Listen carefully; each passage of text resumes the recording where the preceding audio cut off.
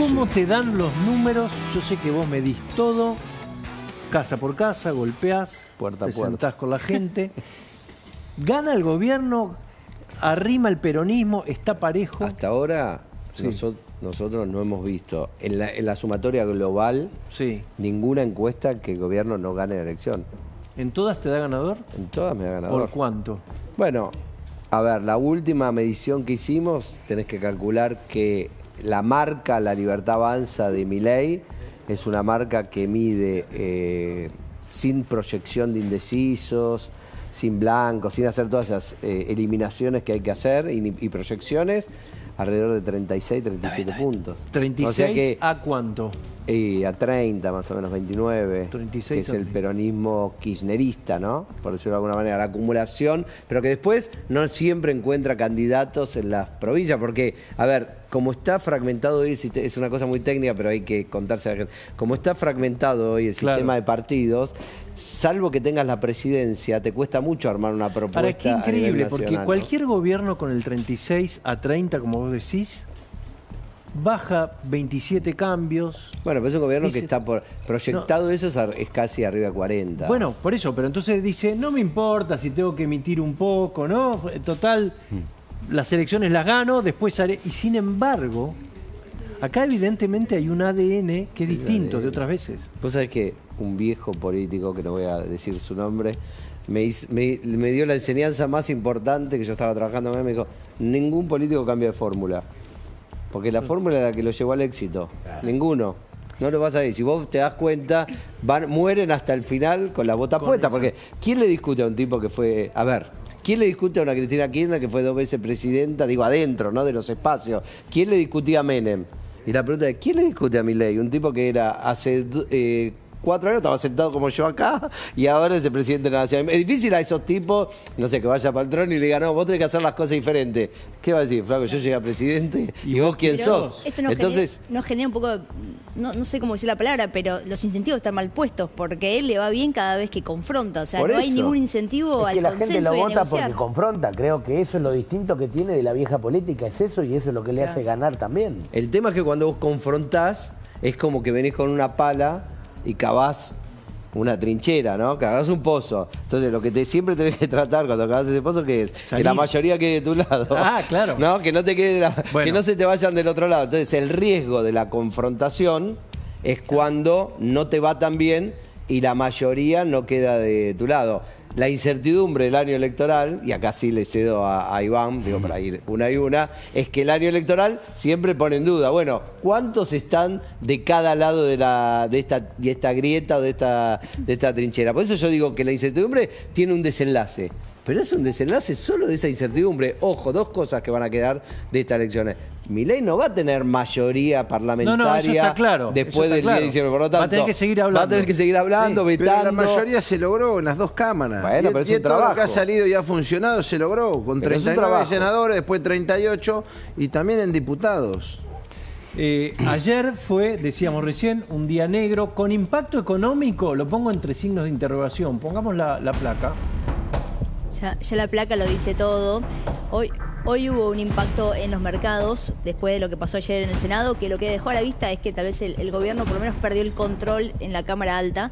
¿Qué es lo que pasó? Bueno, los bonos cayeron hasta casi 1,4%, cayeron las acciones de empresas argentinas que cotizan en Wall Street, acá es lo que estamos viendo, bonos soberanos en dólares, 1,44%, los globales, también cayeron las acciones. Cada vez que caen los bonos, recordemos, sube el riesgo país, que es, como decía Iván más temprano, se mantiene en 700 puntos básicos y no puede bajar. Lo ideal sería que esté por debajo de 400. Para tener una idea, Brasil o Uruguay, Colombia. Chile tienen por debajo de 200 puntos básicos, debajo de 100 me atrevería a decir, nosotros tenemos 700, de los países más altos de la región. Así que necesitamos que siga bajando el riesgo país, que lo que marca más o menos es el costo de financiamiento. Y acá acciones de empresas argentinas que cotizan en Wall Street, en Nueva York, también cayeron hasta 6% hoy. Que Estaba fue un todo día en malo rojo. igual global. Hay que Fue un aclarar día eso también, malo ¿no? porque está la incertidumbre de los aranceles Claro. y la guerra comercial de Donald Trump, pero bueno, cuando uno mira qué pasó con Argentina con respecto a la región, fuimos los que más caímos y de vuelta acá creo que lo que el mercado, y esto pese a que Javier Milei, el presidente, ayer dijo que lo iba a vetar. Entonces, ¿se acuerdan en el pasado cuando también el Congreso aprobó la reforma previsional? Sí. Cuando el gobierno dijo que lo iba a vetar, eso eso hizo que no cayeran tanto los mercados. Acá no alcanzó eso, porque tal vez lo que están mirando es qué iba a pasar después con las reformas. Te recuerdo que fue cuando más cayó el riesgo país, cuando vetó. Cuando efectivizó el veto, hubo dos momentos. El de la reforma previsional y el de la reforma, la movilidad provisional y financiamiento universitario. Entonces yo me imagino que la estrategia del gobierno a partir de ahora va a ser, miren lo que viene si no me votan. Un poco lo que decía Iván recién, ¿no? No sé si, Francisco, decís, vos crees que esa va a ser la... Coincido, tenemos que tener las cuentas en orden y sostenerla, y de esa manera vamos a ser creíbles, de esa manera va a volver el crédito, y tenemos que revisar, como dije anteriormente, que lo que me preocupa mucho es impuestos que están generando una distorsión, como en el caso de las retenciones. Ahí hay que también poner la lupa porque se te puede volver en contra. Si te cae la producción para el año que viene, no va a haber más dólares, va a haber menos. Ahora, Sofi, ¿vos ves esto o lo que te dicen en el mercado es que esto va a seguir hasta que vete y va a seguir por varios días? De vuelta, ¿qué es lo que está? Cuando uno pregunta afuera qué están esperando para invertir en Argentina, es que se consolide esta estabilización económica. ¿Qué hace falta para que se consolide? Reformas, reforma laboral, previsional, tributaria. Para eso hay que acordar con la oposición. Entonces lo que ven es que pese a que el gobierno lo vete y cuide el ancla fiscal, las cuentas del Estado, que es lo más importante, también están mirando ya más adelante, porque las cuentas fiscales ya las dan por hechas. Ya eso ya es lo que el año pasado bajó el riesgo país. Lo que decía Iván, el año pasado ya bajó el riesgo país porque el gobierno sorprendió con que las cuentas están en orden. Ahora eso ya no mejora hacia adelante porque ya dan por hecho que las cuentas van a estar en orden. Ahora lo que falta es un poco más, te están pidiendo, y ese poco más necesitas acordar con la oposición, y es donde no se ve después de las cosas que vimos ayer. Un empresario muy importante me decía ayer, Iván, me decía, Macri ganó, como decía Facundo recién, en el 2017, parecía que se quedaba con todo, pero no vino un peso de inversión. Y es como que el inversor mira a la Argentina y dice, yo por ahora a ver cómo sale. ¿Qué es lo que tiene que pasar para que venga la inversión como vino, por ejemplo, en los 90? Bueno, hay dos cosas, ¿no? Porque bueno, no vino un peso de inversión. Ingresaron masivamente capitales a la Argentina durante la época de Macri y fueron principalmente destinados a comprar deuda pública. Entonces, a mí me gusta más, me gusta menos, pero efectivamente vinieron capitales porque hubo confianza, hubo expectativa. ¿Qué pasó? Bueno, no se corrigieron los temas de fondo, hubo mucho déficit fiscal y esos capitales que vinieron se fueron. Y ahí apareció el problema. Entonces, eso para también matizar, ¿no? Ahora, la pregunta más de fondo, ¿qué tiene que pasar para que la cosa funcione? Mira, no quiero ser, digamos, arrogante y decir yo tengo la píldora mágica y la solución, pero voy a ir a este punto. Thomas Sargent fue premio Nobel de Economía, es el padre junto con Robert Lucas de algo llamado Escuela de Expectativas Racionales, ¿sí? Que básicamente dice, los mercados miran el hoy pero miran el futuro, entonces toman decisiones en base al futuro. ¿Qué es necesario para bajar la inflación? Sargent publica un paper que se llama El fin de 4 grandes inflaciones, ¿sí? Y mira inflaciones de los años 30 allá en Europa. Y dice, ¿qué es lo que pasó? ¿Vino el Banco Central, hizo una reformita, subió la tasa? No, hubo un cambio de régimen y el cambio de régimen implicó un ajuste fiscal creíble. Entonces vamos a extender un poco esa cuestión. Acá Argentina necesita reformas pro mercado que incluyen el ajuste fiscal, pero creíbles. ¿Y qué es lo creíble? Y ahí digo, ¿es el presidente vetando todo? O sea, es un me agarro las piñas. La sociedad tiene que estar convencida. A eso voy. Entonces, el veto, está bien, pero es un segundo mejor. ¿Lo mejor qué es? Que la sociedad argentina aplauda, sí, vamos a privatizar empresas, vamos a tener austeridad fiscal. Y los jubilados, cuando la economía sea robusta, rica, van a estar bárbaros. Pero en el presente no se puede. Entonces, me parece que es eso, el ajuste creíble, los cambios hacia la racionalidad, pero creíbles implican que haya mayor consenso político respecto de esto, porque si no, el mercado te dice, bueno, bien, uy, pero ¿qué pasa cuando hay elecciones de medio término? Uy, pero ¿qué pasa en 4 años? Uy, pero ¿qué pasa en 6 años? Entonces, ahora, hay dudas sobre la sostenibilidad. Hay cambios respecto de lo que la sociedad considera, por ejemplo, hace unos años la campaña de Macri decía, no voy a privatizar aerolíneas argentinas. Ahora el gobierno dice, la queremos privatizar. Hay un cambio de clima. Hay un cambio de clima. Pero claro, sí, eso se ve en todas las encuestas. ¿En qué lo notás? Bueno, primero eligió un presidente como Milei. Claro. Un presidente que arrancaba los cuadraditos del Estado en su campaña y decía que iba a destruir el Estado, que iba a destruir el Banco Central. Entonces, si eso no es un cambio de clima, ¿qué es un cambio de clima? Pero hay que ratificar. la política de Estado Hay que ratificarlo ahora. ¿Cómo? Hay que ratificar eso, ese Y todas cambio, las hay que encuestas- materializarlo. Y todas las encuestas dicen que va a ganar las elecciones. Las de selecciones medio término. Nadie gana las encuestas. A ver, primero, la fantasía de que desaparece la mitad de la Argentina que piensa distinto, eso no pasa en ningún país del mundo. Es cierto. Eso no pasa en ningún país del mundo. No, Entonces, pero es verdad que hay cosas que en el mundo no se discuten. Nosotros teníamos la inflación, la tercera inflación del mundo, y el mundo lo había resuelto. O sea, creamos cosas raras también, ¿no? no es que creamos cosas raras. Nosotros logramos un nivel de desarrollo en términos sociales, humanos, que después no lo pudimos sostener con nuestro nivel de desarrollo económico. ¿Vos viste la película La Ciénaga?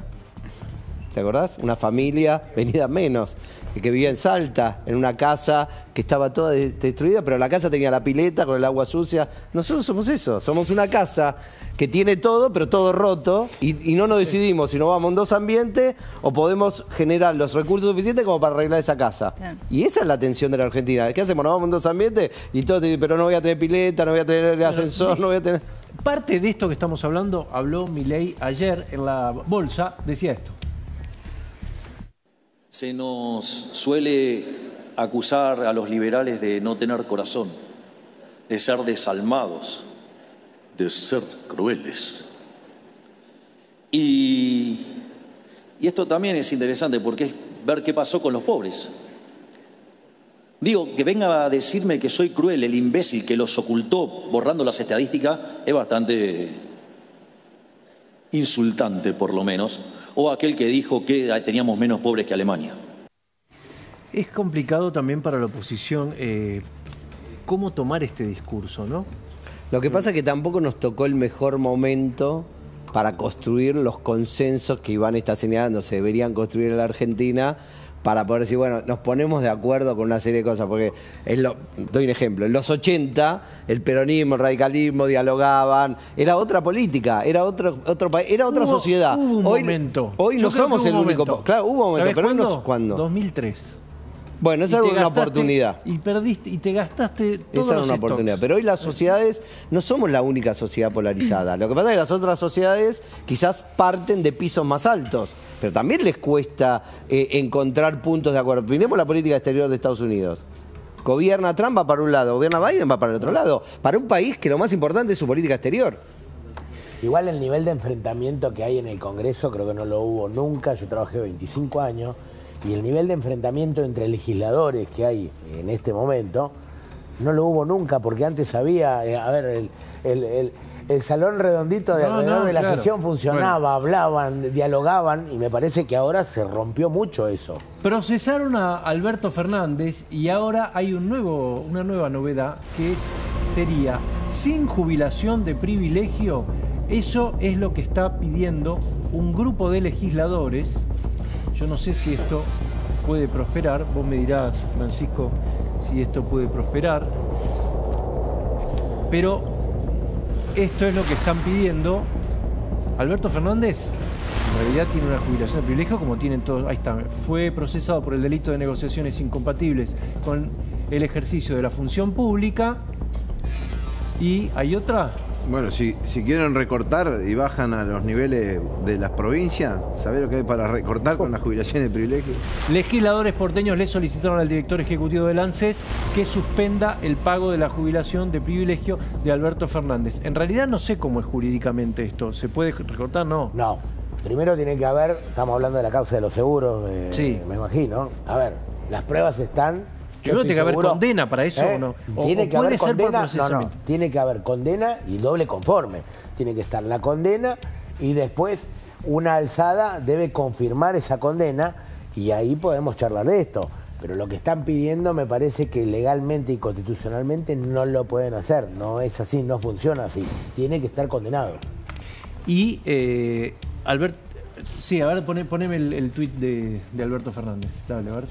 Ayer que dice injusticia federal, dispuso mi procesamiento, ya no me cuestiona un decreto que firmé para poner fin a la cartelización y a los negociados que se hacían con los seguros del Estado. Ahora, repentinamente, se me imputa no haber advertido el riesgo que suponía nombrar como secretaria a la esposa de un productor de seguros.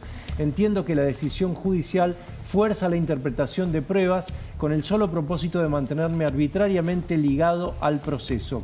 ¿Cómo alguien que cree en la República, aun cuando advierto la enorme crisis que sufren hoy las formas republicanas, seguiré lo que pasa es que pone como con acento, por eso seguiré intentando que la justicia federal cumpla su función de impartir justicia y deje de perseguirme por ser peronista para complacer a los medios de comunicación? Esto decía Alberto Fernández, que ahora sobre llovido mojado, vos decís que no hay ninguna posibilidad. No hay posibilidad, pero a ver, volvemos siempre a lo mismo. Se ponen en posición de víctimas, que son las víctimas de los jueces y del Poder Judicial que los persigue, cuando en realidad están los chats y están todas las pruebas. Entonces, a ver, me parece que siempre es lo mismo. Siempre dicen, no, porque hay operadores que hablan con la justicia, entonces a mí, y se ponen en papel de víctima, y realmente nadie los mandó a hacer lo que hicieron. Entonces, no tiene... A ver, yo creo sí que para tocar la jubilación tiene que haber una condena, pero creo que así como le llegó a Cristina, a este señor también le va a llegar la condena, porque las pruebas están. Yo vi el sumario, vi los chats, y no tiene forma de explicarlo. A ver, que se hagan cargo alguna vez de sus acciones cuando estuvieron donde estuvieron, detentando el poder, nada más. ¿Por qué hay que mirar a Rosario? ¿Por qué hay que mirar a Santa Fe, decías recién, Francisco, para el armado electoral de acá, sobre todo el del gobierno? Porque es un ejemplo de la votación que pasó hace muy poquitos días, y porque también los senadores de Santa Fe vienen acompañando prácticamente todas las posturas del gobierno. Lo mismo que los senadores de Corrientes, es muy probable que puedan rever su... O sea, vos decís que ahí está la masa crítica a la que tiene que apuntar el gobierno para negociar, para que se den vuelta. Bueno, también hay otros casos aislados de por ahí de senadores huérfanos que no responden a ningún gobernador y que acompañaron en la votación, pero que lo pueden rever tranquilamente para sostener el veto en el recinto. Pero Francisco, por ejemplo, ¿qué tendría que hacer en Corrientes? Levantar la candidatura. Porque digo, yo me imagino que el enojo de Valdés tiene que ver con que la Libertad Avanza parecía que iba a ir en alianza con, y ahora no con va. Valdés, y se peleó, armó una candidatura por afuera, una candidatura propia de la Libertad Avanza, y daría la sensación que eso tiene como resultado que los 3 senadores por Corrientes, incluido Camado Espínola, que quedó del lado de Valdés, que también era un aliado del gobierno, ahora votan en contra. Entonces, y pueden haber tenido un mal día y se revierte como cualquier mal día. Pero eso se revierte en la votación nacional. Hay que armar la lista. Y del veto, sobre todo. El veto es la próxima semana y media. El veto, está bien, pero bueno, para el veto también hay que ver cuánto tiempo tiene el presidente. 10 días para conversar. 10 días para conversar. ¿Pero lo va a hacer inmediatamente o no? ¿Qué sabemos de eso? No lo sé, yo no estoy, Pancho, en estas negociaciones. Ya lo dijo, lo va a hacer inmediatamente. Yo lo veo, a ver, el estilo Milei, lo va a hacer inmediatamente. Y después ¿eso qué proceso una vez tiene que seguir? Que está el veto, va a volver al Congreso y ahí tienen que juntar las 2/3 partes por voto nominal, artículo 83, si no me equivoco, no soy constitucionalista, pero y ahí después, si se promulga, ya después no hay forma de judicializar nada, porque la Constitución es clara respecto a esto. El mecanismo es este y se debe respetar ese mecanismo, no hay forma de judicializar nada. Hay que ver si lo veta inmediatamente o gana tiempo para negociar. Pero yo creo que con el estilo que tiene, opinión personal, lo va a hacer inmediatamente, porque ya lo dijo. Pero lo haces inmediatamente y después ¿qué tenés para...? No, para mí una cuestión de táctica política. Yo creo que el presidente, si él cree pero si él está convencido que va a tener un triunfo electoral rotundo en octubre, a partir del día de la elección, con ese triunfo electoral, cambia la relación de fuerza. Por más que los diputados, los senadores... Ahí se confunden varias cosas, Facundo. fíjate lo que me pasó en mi provincia. Nosotros armamos un frente y sacamos el 22%. La Libertad Avanza sacó 11%. Entonces tenés que ver muy bien cómo armás esos escenarios para que se manifieste realmente en todo el país ese 37%. Porque a mí me siguen relacionando con el presidente Milei. Entonces, en las encuestas todo esto no se ve y no impacta, y ahí es donde tenemos que usar la cabeza todos juntos para que ese resultado se concrete y haya más senadores y más diputados acompañando todo este plan. Quiero agradecerles desde ya a esta gran mesa. Espero siempre los vamos a volver a invitar, obviamente. Muy bien. ¿No? Gracias, Sofi. Gracias a todos. Gracias. La estoy viendo de reojo a Laura Di Marco con todo su equipo que ahí viene. Vamos y venimos. Dale.